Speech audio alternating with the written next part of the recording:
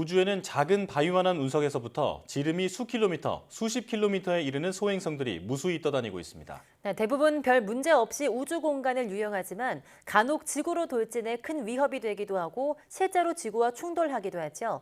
오늘 별소리 다 듣겠네에서는 소행성의 실체와 그 잠재적 위험을 피하기 위한 과학적 노력에 대해서 자세히 들어보겠습니다. 함께 보시죠. 안녕하세요. 7번째 별소리를 전해드리게 된 문홍규입니다.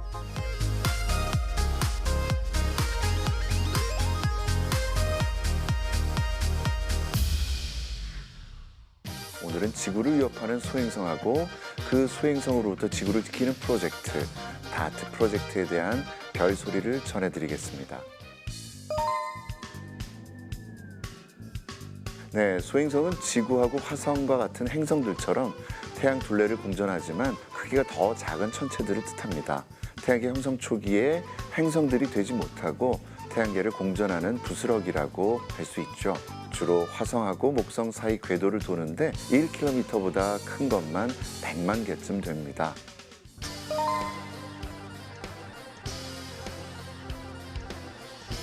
네, 소행성은 태양계 안쪽부터 바깥쪽까지 전체에 걸쳐서 만들어졌다고 알려져 있습니다. 소행성하고 혜성은 흔히 태양계를 이루는 벽돌이라고 하는데요. 수금지와 목토 천해를 포함한 태양계 행성하고 위성들은 소행성하고 혜성 같은 소천체들이 부딪혀서 깨지고 또 합쳐지는 충돌과 파괴, 합체의 과정을 거쳐서 만들어졌죠.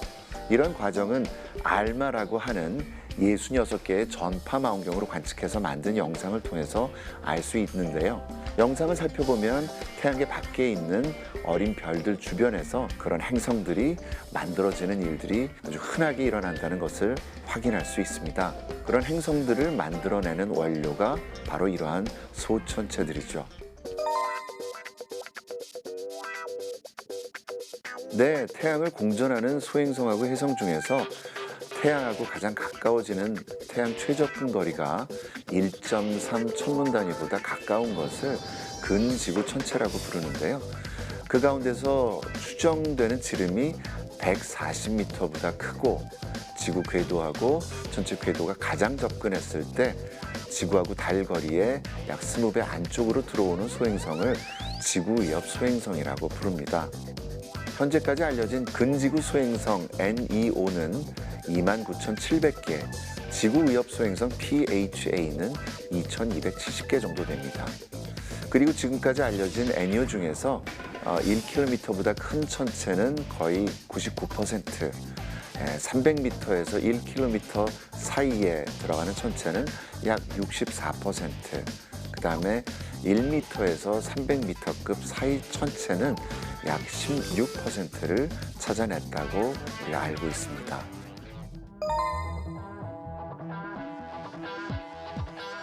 네, 실제로 지난 2013년 2월에 첼리아빈스크를 포함한 러시아와 카자흐스탄 8개 지역에서 폭발 화구가 목격된 사건이죠.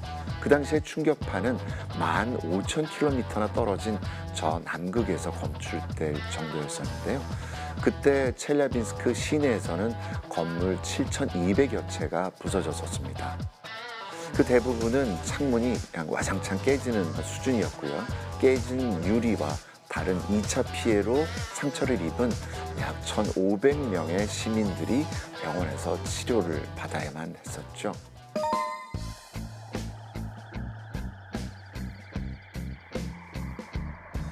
네, 현재까지 나온 방법을 총 정리하면요. 크게 3가지 정도로 말씀드릴 수 있습니다. 먼저 폭파의 방법으로는 핵폭탄을 실제로 사용한다고 하더라도 마치 폭파 후에 럭비공처럼 통제가 불가능한 그런 조각들만 더 많아질 거고요. 얼마나 많은 핵폭탄이 필요할지, 과연 효과가 어느 정도일지도 아직 미지수입니다. 두 번째, 소행성을 미는 방법은 가장 먼저 로켓 같은 추진 장치를 생각할 수 있죠. 하지만 기술적인 문제입니다만은 설치 위치와 방향, 그다음에 추력 제어에 대한 문제가 생긴다면 엉뚱한 방향으로 소행성을 밀어서 지구가 더 위험해지는 방향으로 갈 수도 있겠죠.